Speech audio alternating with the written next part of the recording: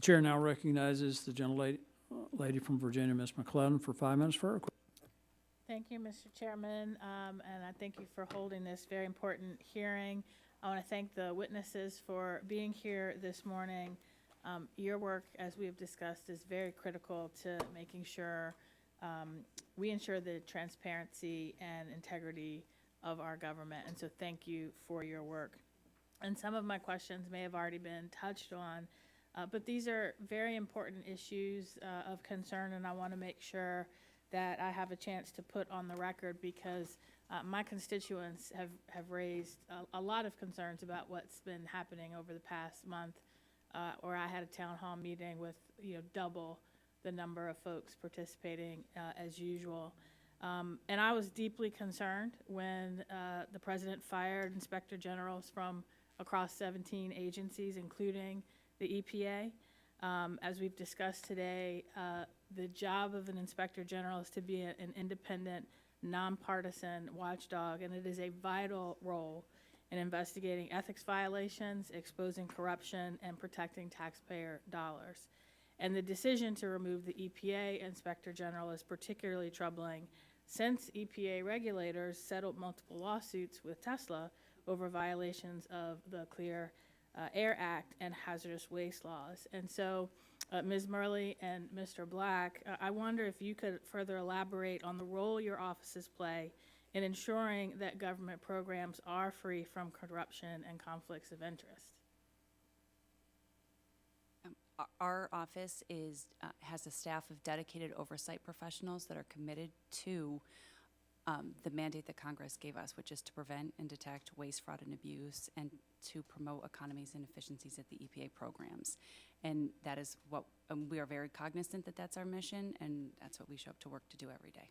Thank you. I thank you for that. Ms. Black, do you want to add anything? Yeah, certainly. The role of the OIG is to identify gaps and opportunities for improvement and changes to the internal control structure of the department, its programs, and its operations, and to, by doing so, to improve and prevent fraud, waste, and abuse.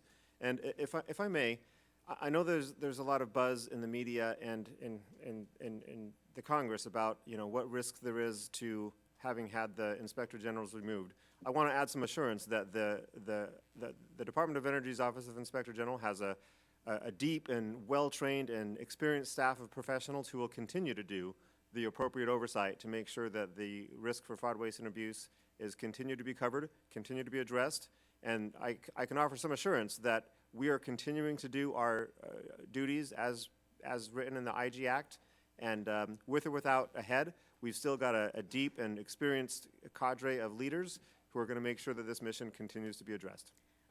And I'm glad to hear that, and that's true of so many of our federal agencies and so many of our civilian federal workforce, our military federal workforce, who are dedicated to upholding their oath of office and helping us uphold ours to preserve, protect, and defend the Constitution of the United States.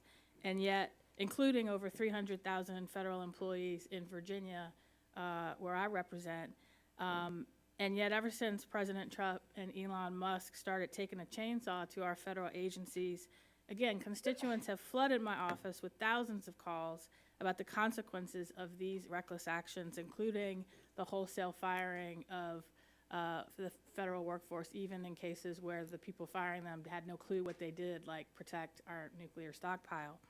And these are professionals who have served faithfully under both Democratic and Republican administrations, just like those in your department. But now an unelected billionaire and his Doge bros who have no idea what many of these agencies or what many of these employees, including probably you, do, are making decisions and forcing employees to justify their very existence, firing probationary employees. That doesn't just gut our federal workforce, it helps to destroy our entire talent pipeline. And as you just said, you have a cadre of professionals, probably some of them are probationary or once were probationary, and having them summarily fired makes it very difficult to keep that talent pipeline going. And so, Ms. Murley and Mr. Black, have your offices found any evidence that the mass firing of civil servants at any agency like EPA or the DOE have actually benefited our country in the past month? And we may not have time for you to answer here, so I'll ask you to submit your answer on the record afterwards, please. And I yield We'll be back. happy to do so. The gentlelady's time has expired. The chair now recognizes the gentlewoman from